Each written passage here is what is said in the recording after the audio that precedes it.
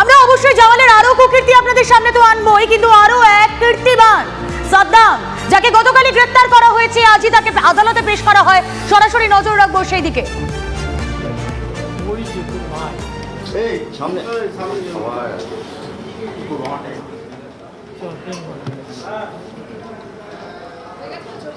এক সেকেন্ড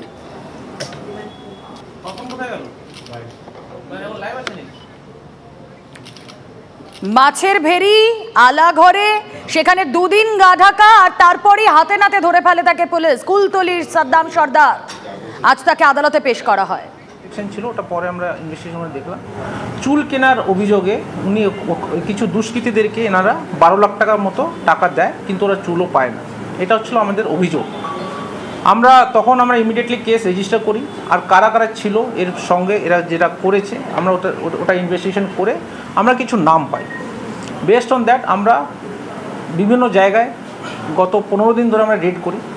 শেষে 15 তারিখে সকালবেলা আমাদের কাছে একটা খবর আসে কি ওদের মধ্যে সাদ্দাম সর্দার বলে এক দুষ্কৃতী, ও আমরা হদিশ পাই। আমরা যাই জালাবেরিয়া 2 কুলতলি থানার আন্ডারে, ওর আমরা লোকেশন পাই।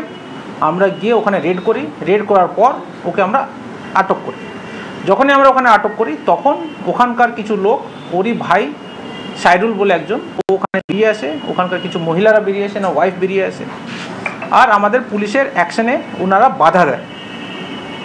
পরবর্তীকালে সৈরুল নিজের বাড়ির থেকে একটা আর্মস বের করে পুলিশে ডাইরেক্টলি দেখিয়ে চমকায়, আর একটা ফায়ারও করে।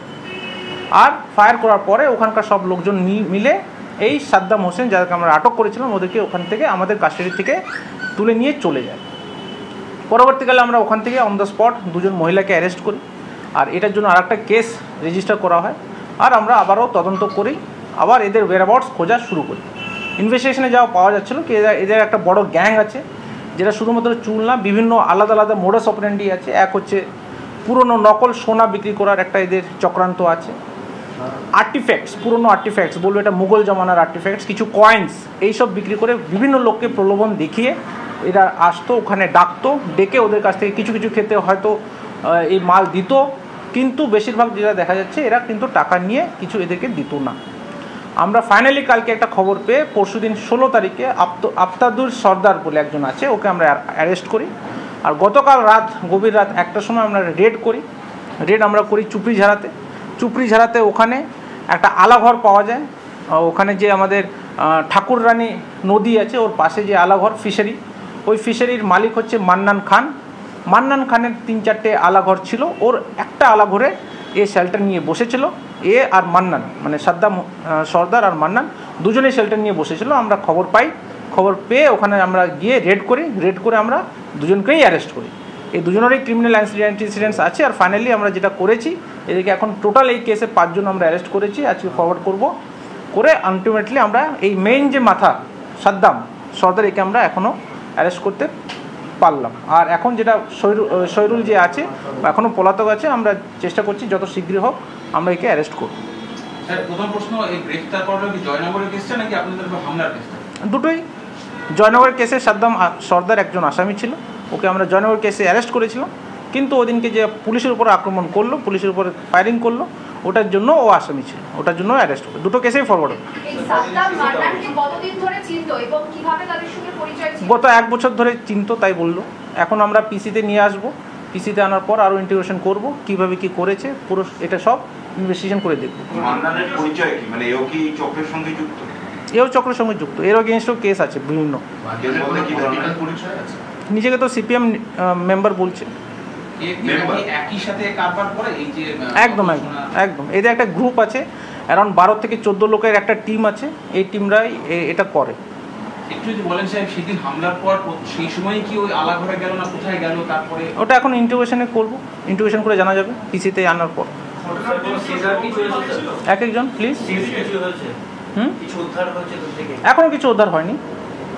ওই কেসে, জয়নগর কেসে একটা অটো আমরা উদ্ধার করেছি, যে অটোতে গিয়ে এরা ওই কাজটা করলো। ওই অটোটা আমরা এখন অবধি সিজ অ্যান্ড রিকভার করেছি।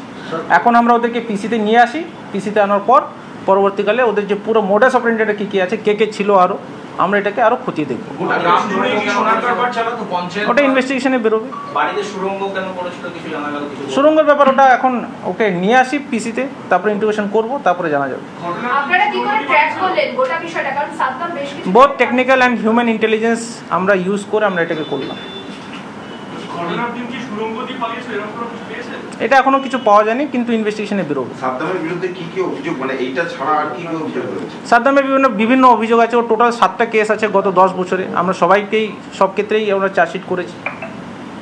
এর আগে আপনাদের এই জেলাতে গ্রেফতার হয়েছিল সব? একদম হয়েছে। মানে সবই কি প্রতারণার কেস? কিছু কিছু আছে প্রতারণার কেস, কিছু আর্মস কেস আছে, কিছু অ্যাটেম্প টু ডাকাতি কেস আছে। attempt। জয়নগর, কুলতলি ওই সংলগ্ন। এর আগে যখন গ্রেফতার করতে গেছিলেন তখন কি সুড়ঙ্গ আপনারা দেখতে পেয়েছিলেন কখন? দেখুন, সুড়ঙ্গর যে গল্প আপনি বলছেন এটা 15 তারিখের ঘটনা। প্রথমে যখন আক্রমণ করে আমাদের উপর, তারপরে যে আমরা সার্চ করলাম ওটাতেই সুড়ঙ্গটা বেরোলো। তার আগে তো আমাদের কাছে জানা ছিল না। এতদিন ধরে ওরা কারবার চালাচ্ছিল, সেটা কি আপনারা কোনো আঁচ পাননি আগে থেকে? আমরা তো কেস করেছি তো এর আগেও, এমন তো নাকি পুলিশ কিছু কেস করেনি। এর আগেও কেস হয়েছে, অক্টোবর মাসে একটা কেস আছে, একই প্রতারণার কেস আছে। এখন আরও খুঁটিয়ে দেখবো আমরা কি আছে, ইনভেস্টিগেশন সব বেরোবে। এই অ্যাট দ্য এন্ড আমরা যেটা করছি, আমাদের কাছে যখনই কমপ্লেন্ট এসেছিলো আমরা সঙ্গে সঙ্গে কেস করলাম, ইনভেস্টিগেশন শুরু করলাম, রেড করলাম, আর আমরা ফাইনালি অ্যারেস্ট করতে জন্য আমরা সফল হলাম। এখনো একজন অ্যাবসকন্ড আছে বলছেন? আরও আছে, শুধু একজন না, আরও আছে। এদের যত গ্যাং মেম্বার্স আছে আমরা করব। বলুন। একটা নাম বলেছেন শহীদুল, আর নাম এখন বলা যাবে না। শহীদুল ভাই ওর ভাই, সাদ্দামের ভাই। যে কেসটাতে অ্যারেস্ট হলো, এই কেসটা মানে কি অভিযোগটা কিভাবে হলো এবং মানে কিভাবে এরা কি করে অপারেট করেছিল, মানে ওনাকে ডেকে কিভাবে হ্যারাসমেন্ট করে? ওটা আমি আপনাকে প্রথমে বললাম কি ওনারা প্রলোভন দেখিয়েছিল। এই কেস যেটা হয়েছে স্পেসিফিক জয়নগরের যে কেসটা, ওটাতে বলেছিল আমরা চুল বিক্রি করব। এবার কিভাবে চুল বিক্রি করবে, কিভাবে টাকা দেবে, এটা তো ওখানে ডিল হয়েছে, যেটা আমরা অভিযোগ পেয়েছি। ওটা আমরা আরও তদন্ত করে দেখবো আসলে টাকা কত ছিল, কী ছিল। এসপি সাহেব, এই চক্রের মধ্যে আরো দুটো নাম পাওয়া যাচ্ছে, চাকাত আর গতো, মানে এদের দেখি ইনভেস্টিগেশনে বেরোবে, ইনভেস্টিগেশনে বেরোবে সব কি আছে। নাম আপনারা পেয়েছেন? ইনভেস্টিগেশনে বেরোবে, এরা কোথায়, মানে এখন এরা এই গাঢ় ইনভেস্টিগেশনে বেরোবে। এই কি চক্রের মাথা কি সাদ্দাম? সবাই ইটস এ গ্যাং টিম, ঠিক আছে। আমি আগেই বললাম 12 থেকে 14 জন আছে, আমরা সবাইকে অ্যারেস্ট করি, ঠিক আছে। এখন অবধি না, দেখুন বছর 10 ধরে তো ওরা চালাচ্ছে এই বিষয়টা, সেটা নিয়ে কি আপনারা? ওইটা এখন আমি আপনাকে প্রথমে বললাম 10 বছরের গত লাস্ট আমরা খতিয়ে দেখলাম 7টার মতো কেস বেরিয়েছে, not only related to this, there আর ডিফারেন্ট ইস্যুস, ডিফারেন্ট কেসেস। আমরা সব খতিয়ে দেখব। Rest assured, law will take its own course. আমাদের কাছে যখনই যে কোনো লোক এসে যদি অভিযোগ করে, আমরা ইমিডিয়েটলি কেস করি, রেজিস্টার করি, ইনভেস্টিগেশন করি, আর আমরা এনশিওর করি within a very short time of period আমরা যেন অ্যারেস্ট করতে পারি।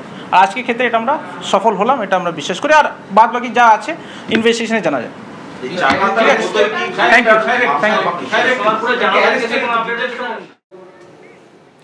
সেদিন সাদ্দামকে গ্রেফতার করতে যাওয়া পুলিশকে লক্ষ্য করে গুলি এবং তারপর এই সুড়ঙ্গের হদিশ, এবং অতঃপর আমরা দেখলাম গতকাল মাঝরাতে আলাঘর থেকে, চুপড়িঝাড়ার আলাঘর থেকে গ্রেফতার করা হলো সাদ্দামকে, এবং আজ তাকে বারুইপুর আদালতে পেশ করা হয়েছে। আমি সরাসরি চলে যাব, সিজার মন্ডল রয়েছেন আমাদের সঙ্গে। সিজার, এই সাদ্দাম সর্দার, তার বিরুদ্ধে 7টি মামলা ইতিমধ্যে আমরা যে শুনলাম পুলিশ প্রশাসনের বক্তব্যে, এখনো পর্যন্ত এই সাদ্দামকে গ্রেফতার করার পর পুলিশ হেফাজতে নিয়ে কোন কোন বিষয়গুলোর শুরুতেই জানতে চাইবে, খোঁজ পেতে চাইবে?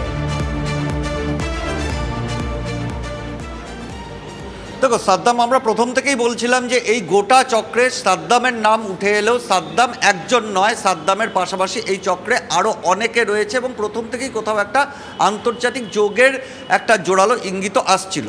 এবং সেই জায়গা থেকে ইতিমধ্যেই ওই গ্রামে একাধিক ব্যক্তির নাম উঠে এসছে। আমরা গত কয়েকদিনে সেখানে গিয়ে একাধিক ব্যক্তির নাম পেয়েছি যারা এই চক্রের সঙ্গে যুক্ত। সেখানে সাদ্দামের ভাই থাকতে পারে, বটো জাকাত বলে যে ব্যক্তির নাম আসছে, তারা রয়েছে এই চক্রের সঙ্গে, এবং তারাও ফেরার, যেটা আজকে বারুইপুরে পুলিশ সুপারের বক্তব্য পরিষ্কার যে এটা একটা বড় চক্র। এই চক্র যেমন এই অ্যান্টিক মূর্তি নিয়ে কারবার করতো, তার পাশাপাশি চুলের কারবার। এই চুলের কারবার তোমার নিশ্চয়ই মনে আছে, বেশ কয়েক মাস আগে বোলপুরে এক মায়ানমারের ছাত্র অপহরণ হয়েছিল, পরবর্তীতে জানা গিয়েছিল এই ধরনের চুলের কারবারের সঙ্গে সে যুক্ত ছিল।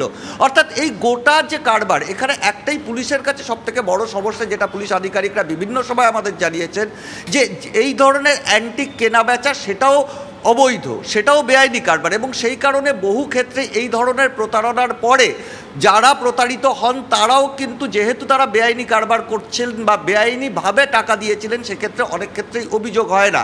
যে 7টা এখন পর্যন্ত অভিযোগ সাদ্দামের বিরুদ্ধে উঠে এসছে, তার মধ্যে সবকটা প্রতারণার নয়। জয়নগর এবং কুলতলি মিলিয়ে সেখানে ডাকাতির চেষ্টা, অস্ত্র আইনের মামলাও রয়েছে, আমরা আগেও বলেছি তার বিরুদ্ধে ডাকাতির অভিযোগ রয়েছে, কিন্তু তার পাশাপাশি একাধিক এরকম প্রতারণার ঘটনা ঘটেছে যেগুলো অনেক দেখো সিজার, এটা তুমি প্রথম থেকেই বলেছো যে সাদ্দাম একা নয়, সত্যি একটা বড় চক্র, অনেকে রয়েছে এর সঙ্গে।